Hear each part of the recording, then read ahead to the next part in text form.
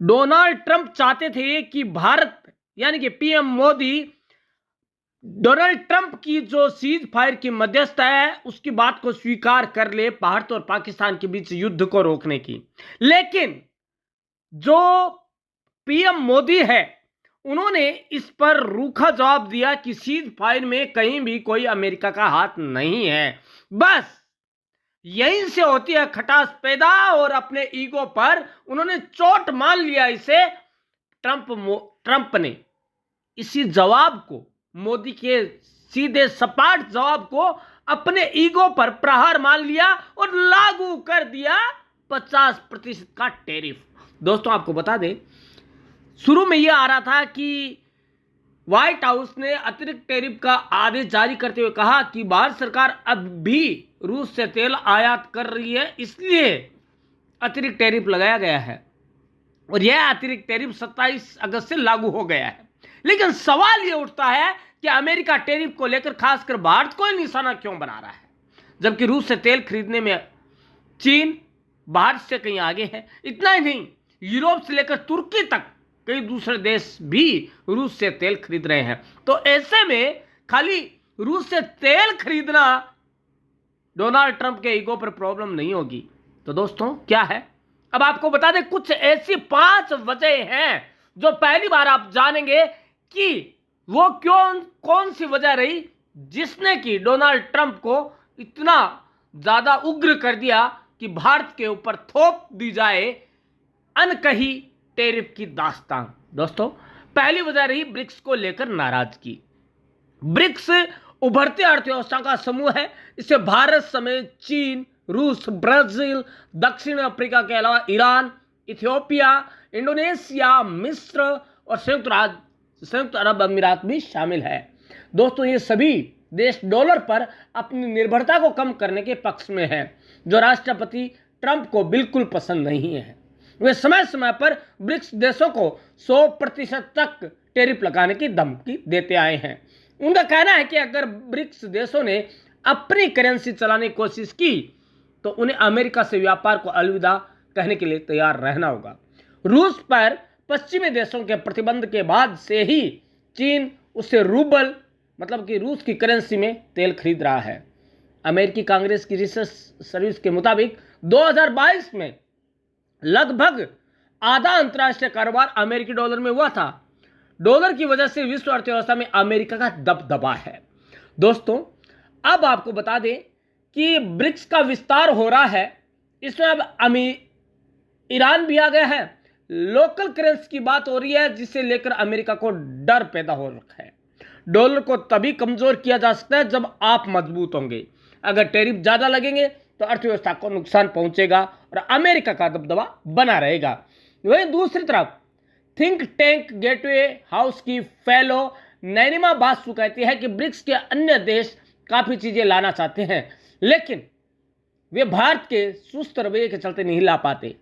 भारत पर यह आरोप बार बार लगता है कि वह अमेरिका के कारण ब्रिक्स को कमजोर कर रहा है। वे माना जाता है कि ब्रिक्स के अन्य देश भी अमेरिका पर निर्भर है, सिर्फ भारत ही अकेला नहीं है। बावजूद इसके भारत को इस तरह के अमेरिकी टैरिफ का सामना करना पड़ रहा है। दूसरी बात होगी ट्रेड डील पर नहीं बनी बात। दोस्तों अमेरिका कई सालों से भारत के साथ ट्रेड डील करने की कोशिश कर रहा है। राष्ट्रपति ट्रंप के पहले कार्यकाल में भी यह कोशिश हुई थी, लेकिन बात नहीं बनी।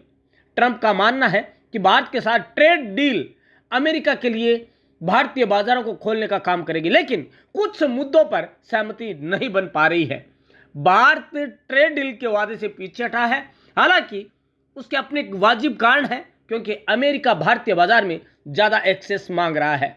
भारत और अमेरिका के बीच कृषि व्यापार 8 अरब डॉलर का है, जिसमें भारत चावल और मसाले निर्यात करता है और अमेरिका से बदले में मेवे, सेब और दालें मंगवाता है। दोस्तों अगर भारत ने अमेरिका को रियायतें दी तो वह किसानों से एमएसपी पर फसलों की खरीद पहले जैसे नहीं कर पाएगा और यह भारत में एक बहुत बड़ा मुद्दा बना हुआ है। वहीं डेयरी उत्पाद और चावल, गेहूं वो चीजें हैं जिन पर भारत की ग्रामीण अर्थव्यवस्था टिकी हुई है। दोस्तों तीसरी बात है चीन के साथ नजदीकी। दोस्तों 2020 में गलवान घाटी में भारत चीन सैन्य झड़प के बाद प्रधानमंत्री नरेंद्र मोदी पहली बार चीन यात्रा जा रहे हैं। संघाई सहयोग संगठन SCO समिट में शामिल होने के लिए पीएम मोदी चीन रवाना हो चुके हैं। यह उनका दौरा 31 अगस्त से 1 सितंबर तक है। पिछले साल अक्टूबर में पीएम मोदी और चीनी राष्ट्रपति शी जिनपिंग ने रूस के कजान में ब्रिक्स सम्मेलन के दौरान मुलाकात की थी। जून 2025 में राष्ट्रीय सलाहकार अजीत डोभाल और रक्षा मंत्री राजनाथ सिंह भी बीजिंग पहुंचे थे। इसके बाद विदेश मंत्री डॉक्टर S जयशंकर भी चीन गए।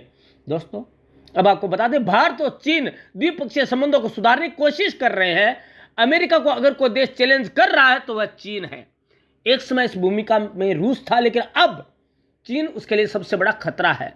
चीन को काउंटर करने के लिए अमेरिका को भारत की जरूरत है। भारत और चीन के बीच कैलाश मानसरोवर यात्रा फिर से शुरू हो गई है, लेकिन पीएम मोदी के चीन जाने के बाद बीजिंग और दिल्ली के बीच सीधी हवाई सेवा भी शुरू हो जाएगी और चीन इसकी मांग कर रहा है।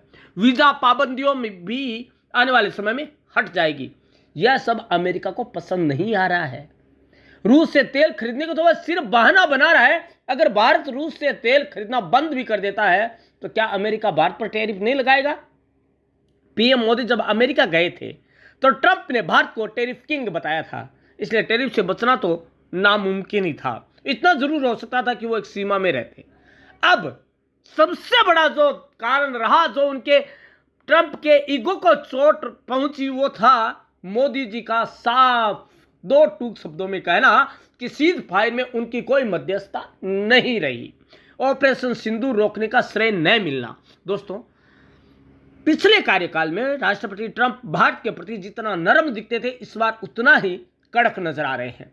ऑपरेशन सिंदूर के बाद पाकिस्तान ने भारत के खिलाफ जवाबी कार्रवाई की थी। हालांकि बाद में दोनों देशों में संघर्ष विराम का ऐलान किया था। राष्ट्रपति ट्रंप बार बार यह दावा करते रहे हैं कि सीज फायर उन्होंने करवाया है, जबकि भारत ने साफ कह दिया कि इसमें अमेरिका की लेस मात्र भी भूमिका नहीं है। जम्मू कश्मीर के पहलगाम में हुए हमले के बाद भारत और पाकिस्तान के बीच सैन्य संघर्ष में बदल गया था। दोस्तों, ट्रंप चाहते थे कि ऑपरेशन सिंदूर को लेकर पीएम मोदी उन्हें कोई श्रेय दे या कम से कम एक फोन कॉल करे, लेकिन ऐसा कभी नहीं हुआ, जो एक नाराजगी का कारण दिखाई देता है। दोस्तों, राष्ट्रपति ट्रंप नोबेल पुरस्कार हासिल करना चाहते हैं। पाकिस्तान, कंबोडिया और इजराइल जैसे देश राष्ट्रपति ट्रंप को शांति का नोबेल देने पर मांग कर चुके हैं। वहीं भारत इस मुद्दे पर अपना रूखा रवैया बनाए हुए है। एक है नॉन टैरिफ बैरियर। टैरिफ और नॉन टैरिफ के बीच का फर्क व्यापार नीति और आयात निर्यात के नियंत्रण से जुड़ा हुआ है। जब किसी सामान के आयात निर्यात पर कर लगता है तो वह टैरिफ कहलाता है। वहीं नॉन टैरिफ में किसी सामान की मात्रा को सीमित करना, लाइसेंसिंग, जांच और गुणवत्ता नियम जैसी चीजें शामिल होती है। अमेरिका लंबे समय से नॉन टैरिफ नियमों को लेकर नाराजगी जाहिर करता आया है। ट्रंप की भारत के साथ नाराजगी का ये एक बड़ा कारण है।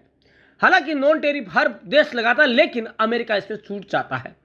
दोस्तों, भारत एक विकासशील देश है, वही अमेरिका विकसित, इसलिए दोनों देशों को एक जगह रखकर तुलना नहीं की जा सकती। भारत का जोर घरेलू मैन्युफैक्चरिंग को बढ़ावा देने पर है। ये तो रही कुछ अहम कारण, लेकिन इसके अलावा यदि हम कारण देखते हैं तो बहुत से कारण आते हैं, जिसमें सबसे बड़ी बात यह आती है कि भारत का चीन के साथ दोस्ती में बढ़ोतरी और भारत का अमेरिका के साथ के सामने नहीं झुकना। दोस्तों, बात यह आती है कि मेन चीज तो यही है कि नोबेल की महत्वाकांक्षा भारी पड़ रही है। दोस्तों, ट्रंप बार बार कहते रहे हैं कि भारत और पाकिस्तान के बीच सीज फायर उन्होंने करवाया। पाकिस्तान ने ट्रंप के बयान की सराहना की, लेकिन भारत ने ट्रंप के नैरेटिव को मान्यता देने से इनकार कर दिया। अब रिपोर्ट की माने तो भारत के रुख ने न सिर्फ ट्रंप को आहत किया, बल्कि उनकी नोबेल पीस प्राइज की महत्वाकांक्षा को भी झटका दिया है, जिससे वे महीनों से साथ रहे थे। जुलाई में व्हाइट हाउस ने यह कहा कि ट्रंप को नोबेल मिलना चाहिए, लेकिन भारत की शक्ति ने उन्हें वह राजनीतिक पूंजी नहीं दी जिनकी उन्हें तलाश थी। दोस्तों, यह चीज है जो उसे सालती रही है।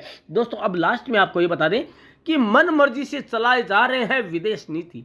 दोस्तों, ट्रंप की आर्थिक नीतियां अक्सर उनके व्यक्तिगत स्वभाव और राजनीतिक आकांक्षाओं से प्रभावित रही है। व्यापार नीति को उन्होंने कई बार कूटनीतिक दबाव के औजार की तरह इस्तेमाल किया है, लेकिन भारत जैसे देश के सामने यह रणनीति उल्टी पड़ गई। वहां नो थर्ड पार्टी पॉलिसी किसी भी सूरत में लचीली नहीं हो सकती। और दोस्तों, यही रीजन रहे हैं कि टैरिफ ने भारत पर अनकहा ऐसा टैरिफ थोपा है, अतिरिक्त टैरिफ ठोका है उस पर लेके कि रूस आड़े हाथों तो ले रहा है रूस को। लेकिन वजह यह है मेन तो कि नोबेल का जो शांति पुरस्कार वो चाहते थे, इस व्यापार की सीज फायर उन्होंने रुकवाया तो कतई नहीं हो सकता। दोस्तों, ये चीजें हैं जो ट्रंप को सोचनी पड़ेगी कि आने वाले दिनों में यदि वहां की कोर्ट ने इसे अवैध ठहरा दिया तो ट्रंप सब कहां जाएंगे? अपने ही घर में कैद बनकर रह जाएंगे और वहां की जनता त्राही त्राही पुकारेगी, तब शायद हाथ में कुछ नहीं बचेगा। दोस्तों, आपके हाथ में तो है, आपके हाथ में है हमारा कमेंट बॉक्स। आप उसमें कमेंट में अपनी राय जरूर दीजिए कि क्या ट्रंप का यह रवैया सही है या भारत का अडिग रहकर सत्य का साथ देने का रवैया सही है। धन्यवाद दोस्तों।